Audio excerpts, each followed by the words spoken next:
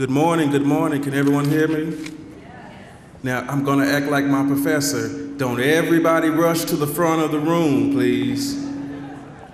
So they told me to go ahead and get started, and I wanna thank everybody for coming this morning, especially being here at my alma mater, Tennessee State University, where I took a lot of graduate school classes in this building. So glad that we were able to coordinate with Tennessee State to be here today. My name is Ashford Hughes. I am one of the two co-chairs for the Community Engagement Committee. My other cohort, Jeff Syracuse, could not be here today, but he definitely sends his regards.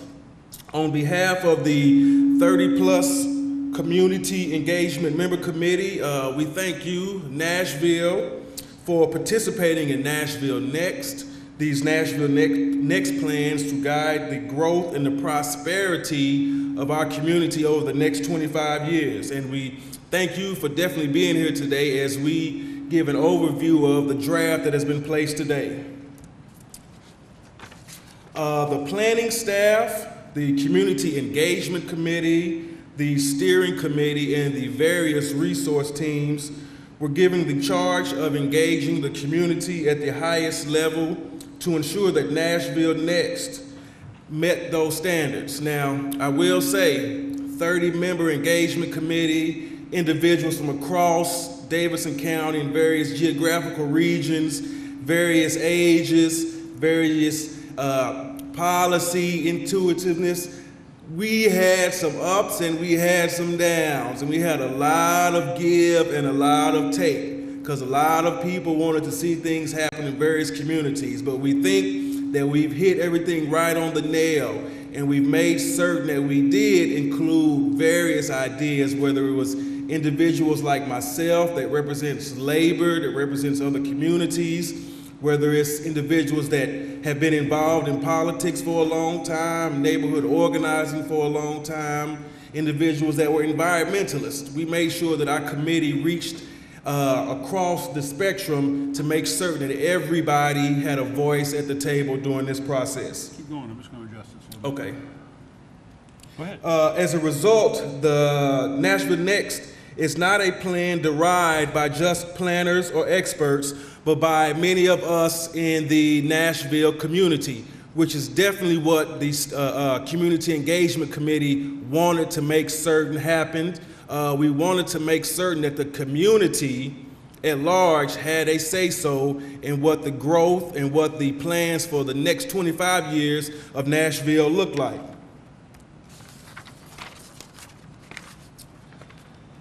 Nashville and our community, it was through your involvement that we do have the plan and the draft that we present before you today. Many of you have attended various events. You have hosted us at your civic meetings or chatted with us on social media. Social media has been something that has projected this plan to heights that I don't think we thought we could reach 3 years ago. And let me backtrack and say this has been a 2.5, 3-year plan of meeting as a community to try to get this together. As a result, over 17,000 participants have joined us in providing output into the NashvilleNext program. I will say that again, over 17,000 individuals have participated in this process right now. It may not seem like a lot in the spectrum, but that is a lot of people engaged in this community process, which hasn't happened in the past before. So we continue to encourage you to continue your involvement in this process as we review today's draft plans and propose different adoptions here in the future leading into June.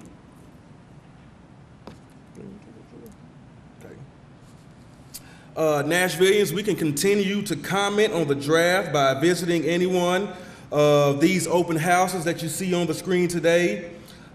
Please read and these hard copies of the draft that are at public library across Nashville. You can continue to comment by online survey or by commenting once again via social media.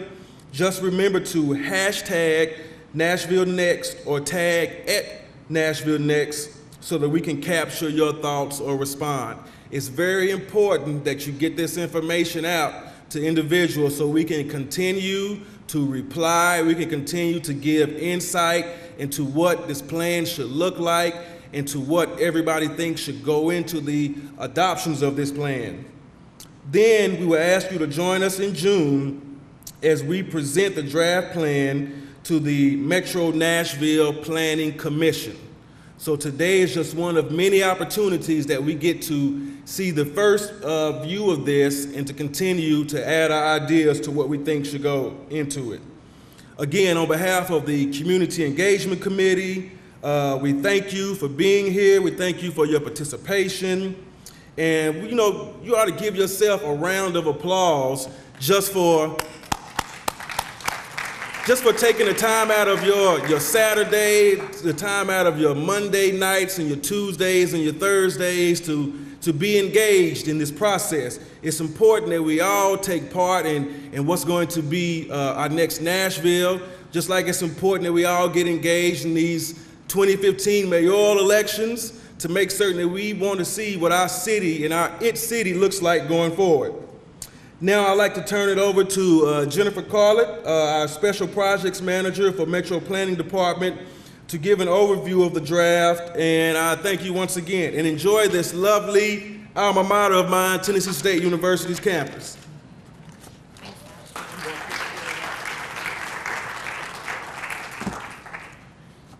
Thank you to Ashford and his co-chair, Jeff Syracuse. They've really run the Community Engagement Committee so successfully and helped us not only reach out to folks in Nashville that don't usually come to planning processes, but they also helped us understand throughout when we were missing certain groups of Nashvillians, and they helped us pivot on the fly so that we can make sure that we got more Nashvillians engaged.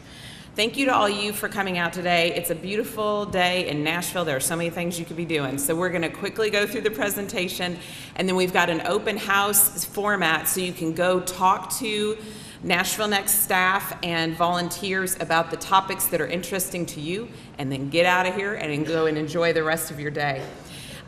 Speaking of those volunteers, we have quite a few NashvilleNext resource team members and steering committee members here today, and I wanted to thank them. They have worked for 2.5 years to keep this process on track and bring their expertise to bear, and we're very appreciative of their time. I also wanted to acknowledge that it is campaign season, and we've got some candidates here today who are also sitting council members. Peter Westerholm is here. Where is Peter? There he is. Hello. And is running for re-election. And Megan Berry, running for mayor and one of our at-large council members today. If you're a candidate, you are everywhere. So thank you for taking the time to come and be part of Nashville Next. We really appreciate it. So I think everybody here knows Nashville Next 3-year planning process, but I think what's more interesting than even what I've got here on the slide is the idea that it is different from our usual planning. It's the kind of plan you do once every 10, 15, 20 years. It's a much broader geographic scope. We're looking county-wide and even into the region.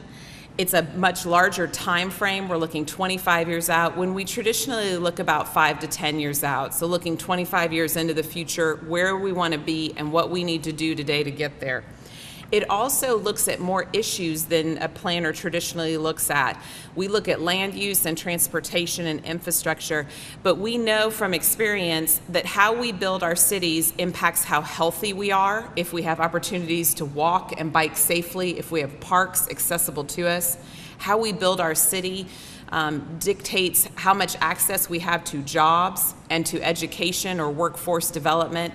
So we look at many more topics in Nashville Next than we usually do because we're trying to figure out where the city wants to be on things like education and youth, arts and culture, economic and workforce development, health and livability, housing.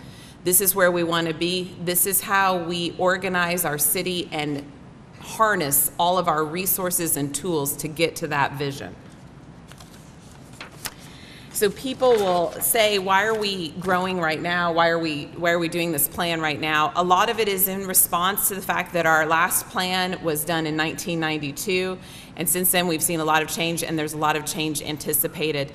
It is anticipated that the Middle Tennessee region will grow by about 1 million people over the coming 25 years. That's a 10-county region. Davidson County's projection is that we will grow by 200,000 people, which is roughly a third again where we are now. And on the slide, we put on Rutherford and Williamson County to show that some of the outlying counties are growing at an even faster clip. And since we all share the same roads, we breathe the same air, we share the same open spaces, we all utilize some of the same employment centers, the growth in those outlying counties has a lot of impact on Nashville-Davidson County as well, which is why we're looking regionally.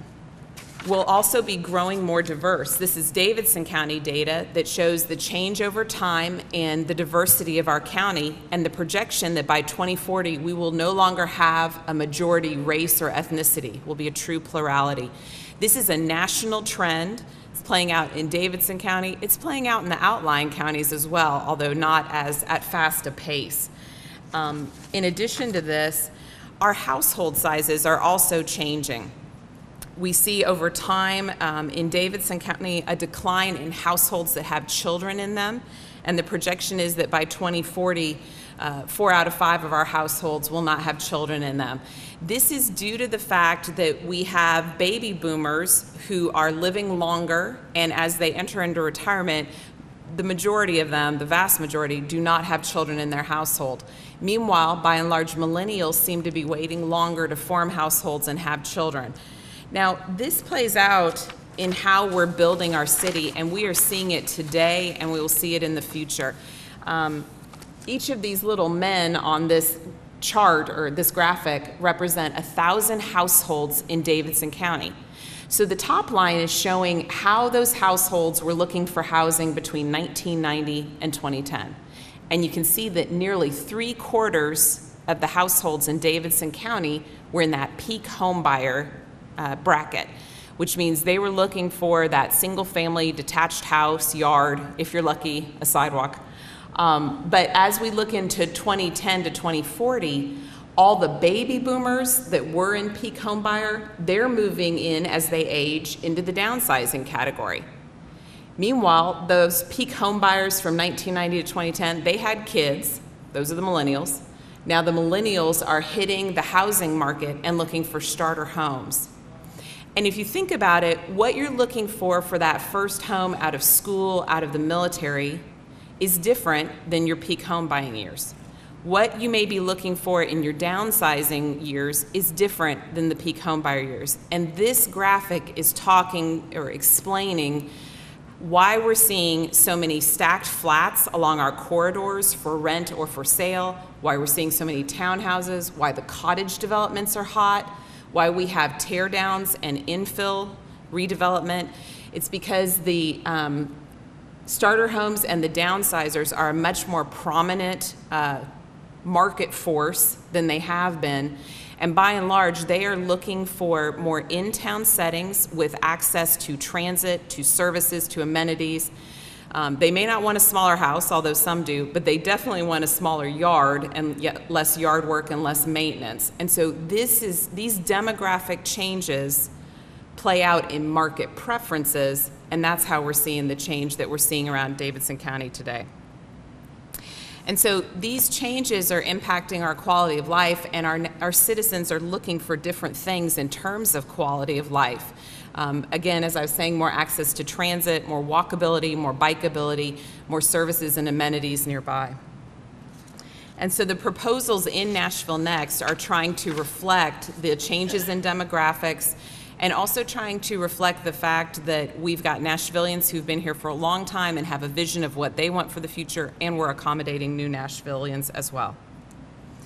As Ashford mentioned, we've had over 17,000 participants in Nashville Next, been out to over 240 meetings and events. We've been on TV, we've been had a big online presence, had a Kurdish page where folks could read about Nashville Next, had a Spanish page where people who speak Spanish could read about Nashville Next. We've done a lot of focus groups with hard-to-reach populations. We've also done street teams where we're out on greenways, at the Kroger, talking to people where they are. So trying to get as many Nashvillians input as possible. And so here we are in our final phase, and as I was saying, over 17,000 participants in NashvilleNext thus far. We've had a striking level of consistency from the very first telephone surveys we've done throughout the process in what Nashvillians said were their top issues. Now, I should mention, we never made them vote on safety, quality education, or efficient government. Those are just givens. But putting those three important issues to the side for a minute, these were our top 5, and they've remained pretty consistent throughout NashvilleNext. And I think these are the things we see people talking about in the newspaper, we hear people talking about over the dinner table. These are the issues that have been big throughout. From these, our steering committee created guiding principles, and when we break out into tables out in the atrium, there is a table dedicated to Volume 1 of NashvilleNext, and it goes into these guiding principles in a bit more detail. But I'm going to spend a moment on each of these. For each of the guiding principles, we list what the principle is, what Nashville will look like in 2040 when we achieve it, and then our key impact action items. So for ensuring opportunity for all, key impact items include conducting an annual review and report on Metro and the city's efforts to be more equitable and reduce disparities. Basing our future planning on more inclusive community engagement, integrating new Nashvillians into our communities with an emphasis on new Americans, and providing high-speed internet access to all communities, understanding that that is the infrastructure of the 21st century. For accessibility, we're talking broadly here about accessibility via transit, but also accessibility to housing, the ability to be involved in civic engagement and employment. So some of our impact items here are the high-capacity transit system that we need to create, establishing a sufficient and ongoing funding system for the Barnes Fund to provide affordable housing, and then removing barriers and expanding opportunities for affordable housing. For economic prosperity, our impact items are identifying and supporting investment-ready business locations, whether you're a small business or you're the next Nissan coming in. Nashville-Davidson County wants to have homes for these different businesses to locate here, to expand here. Prioritizing public investments in designated centers, and I'll come back to that in just a minute, and then matching our workforce development opportunities to our growing economic sectors so that we've got ladders of opportunity for all Nashvillians. In terms of fostering strong neighborhoods, we are interested in our impact items, action items, in developing more context-sensitive residential models and development, meaning that development in a rural setting looks different than development in a suburban or an urban setting, and trying to create the tools to make that happen. We're interested in directing sewer service to suburban and urban areas and leaving our rural areas preserved as rural. And then we're interested in proactive housing programs to ensure long-term affordability, looking at building new affordable housing through inclusionary zoning, looking at preserving existing affordable housing through programs like repair assistance. The education one, some of our impact action items are universal access to pre-K, expanding programs to increase our graduation rates, and designing post-graduation programs to serve the needs of our evolving economic system. So again, matching our workforce training and our education to the jobs of the future. And then finally, pursuing some non-traditional sites and designs of schools, so schools can serve as a neighborhood anchor, a civic resource, and be a bridge between educational services and the other services that a community needs, whether it's a health clinic or they need additional library space, so on and so forth. In terms of championing the environment, our impact items include partnerships and strategies to protect and enhance the Cumberland. It's long been a working river. Now it's become more and more a river for play, and those don't have to be exclusive. We can have both with our river, but protecting it and protecting our water system is very important to us. Increasing funding for the purchase and preservation of open space. And then finally, expanding programs and updating regulations to protect sensitive environmental features. Finally, we have a guiding principle on Be Nashville, understanding that Nashville has some unique strengths that we can capitalize on that other cities don't have. We have a creative and entrepreneurial spirit here that other cities don't have that they can capitalize on. We've got the diversity of environments here from the very rural to downtown, and that's something we can capitalize on. So some of our action items here are improving Nashville's neighborhoods with more walkability, bike friendliness, and recreational opportunities, expanding our arts and music programming, and then doing transparent and strategic prioritization in developing our annual capital improvements budget to meet our goals through Nashville Next. So building on those guiding principles and with input and many, many iterations of input from the community, Nashville Next created a growth and preservation concept map. And this is the map that we will be using to guide zone changes, subdivision requests, as it gets translated into our community plans. We will use it to talk about how we're doing capital investments and how our programming and our policy and our regulations should work. And so it outlines areas where the community said, we want to preserve this area, we want to grow this other area. Just briefly, over on the western side of the county, you can see in the light green, we have a lot of areas of our open space and green network, areas that have sensitive environmental features like steep slopes, unstable soils, our rural areas, our farming areas, and then in the dark green, our anchor parks. And we also have in the plan notice that we don't have enough anchor parks down in the southeast and Antioch area, so we'll need to work on that. In preserving that, and also preserving our neighborhoods and their character, we're going to draw a lot of development to the centers, which are in orange and kind of a yellow color up here. So having those be areas that have employment and housing and services and civic uses so that folks can walk and bike in those areas, they can be better served by transit.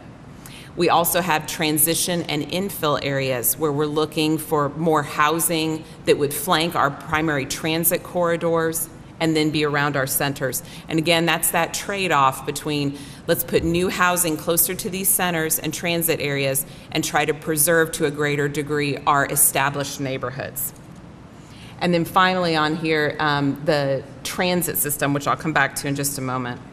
So that concept plan gets translated into the community plans. I think many of you have worked with us on community plans before, where we lay out the land use policies for the area. And when a zone change or a subdivision request it comes in, this is what we judge those proposals against. Now, if you're interested in looking at the community plan for your area and if any changes have been made in it to align it with Nashville Next, we have tables outside where you can come and speak to staff about those changes.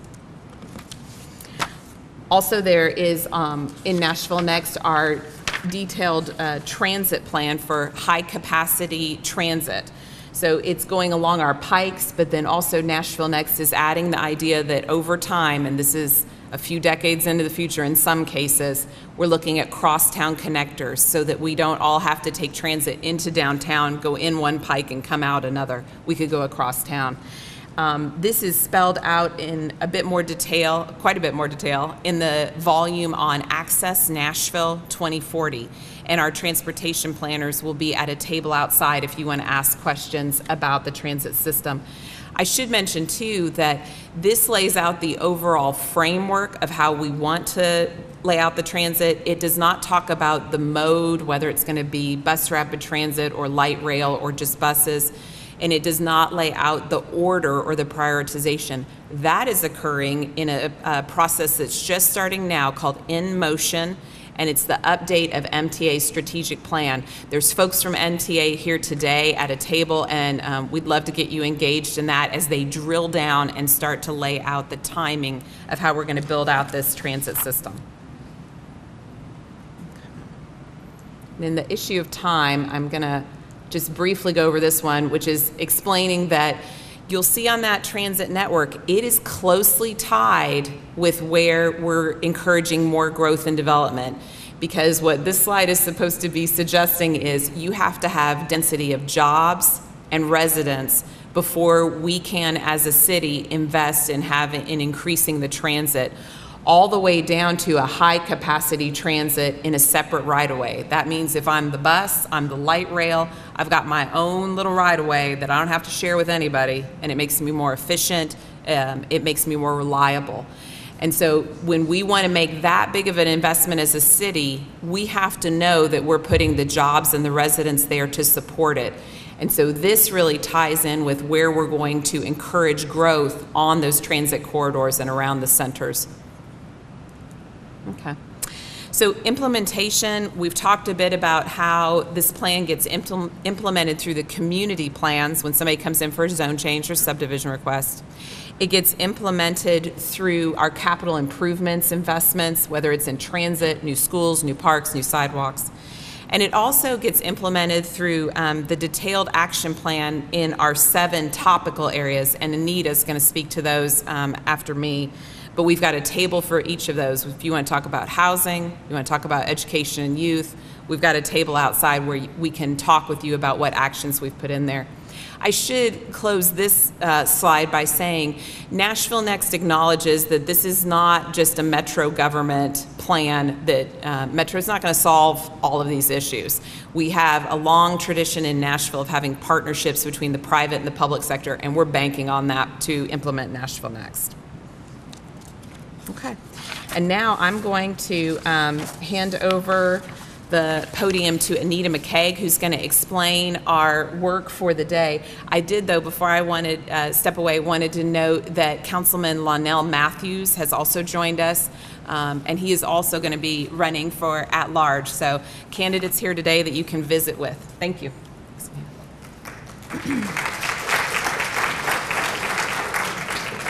So I get the fun job of recapping what happens after this. So as folks have mentioned, we have different stations out there. One station you can talk about what we call Volume 1, the vision, the trends and issues, strategies, implementation. There are also a station for each of the elements. And so you can see up here and find what you're most interested in: arts, culture, and creativity, education and youth, economic and workforce development, natural resources and hazard adaptation, housing, land use, transportation, infrastructure, health, livability, and the built environment. And these aren't in any order. You can visit which one you're most interested in, and if one of them's really crowded, you can go to another one and come back to that one in a little while. There's also a table on Access 2040, which is everything to do with transportation, sidewalks, bikeways, transit, vehicles, greenways. At each of the stations, you can look through the topic materials and you can ask questions and speak with team members. One of the most important things, there are comment sheets at each table, so especially if you have a long comment you would like to make, please write it out, and then you can hand them over to staff, or there are envelopes, brown envelopes that say comments. You can put it in there. We are also very excited to have our partners. For some reason, the Election Commission graphic is not showing up on this slide, but the Election Commission is here. They're registering voters. You can change your address. They're recruiting some poll officials for their table for the upcoming elections, and they're going to be present at the April 20th open house too in North Nashville. And as Jennifer mentioned, MTA kicking off their in-motion update of their transit plan, and they're here, so that's where you can give some more input to that. Ashford went over this earlier, the ways you can comment after this. And I do want to note that the comment period ends on April 30th for this round, so please make comments before then. You can stay in touch, and as they mentioned before, after you've asked all your questions and visited stations, you're free to leave and enjoy the rest of your day. Thank you.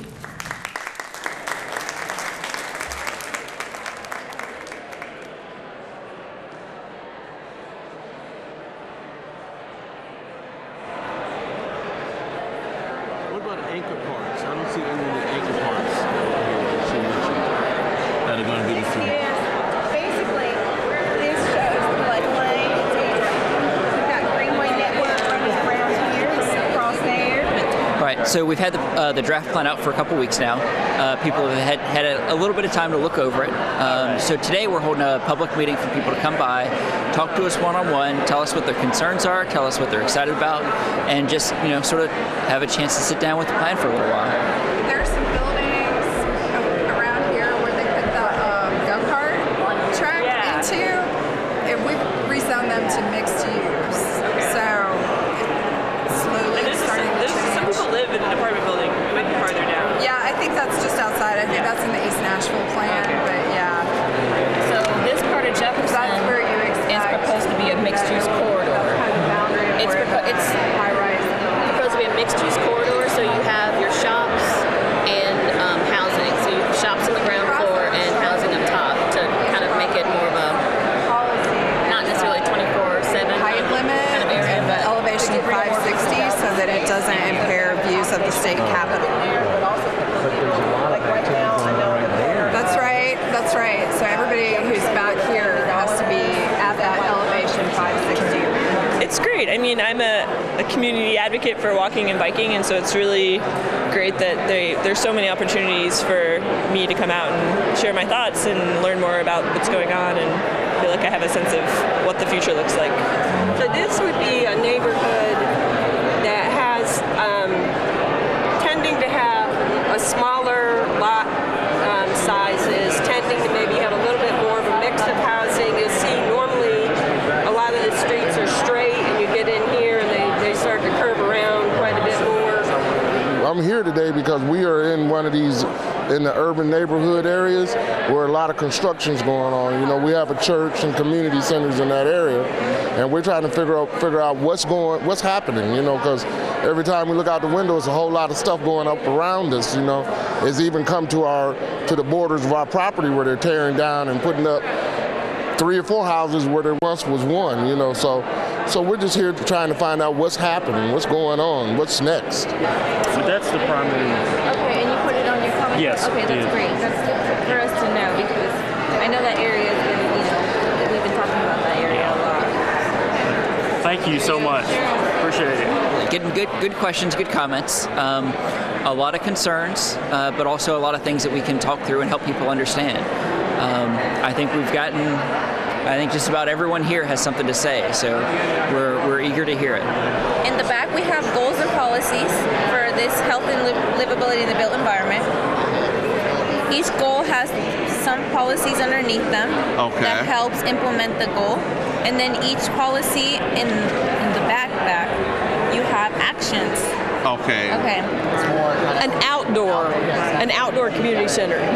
We don't need another building thrown up somewhere. Yeah. So as we take comments from the public, we'll be collecting them all together into a central place. We'll be going through them weekly to sort of feel through what people are telling us, what concerns are, what questions are. And then at the end of the period, we'll put out a response to everything. Everything that we hear, we'll give a response. I think anything that involves the citizens more in the decisions of a rapidly growing city is critical.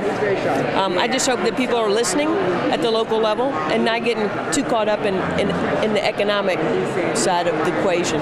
Whether it be affordable housing, whether it be traffic, whatever it might be, there are a lot of issues that Nashville's kind of reached a scale and a size of that they're going to have to deal with in different ways than they've dealt with them in the past.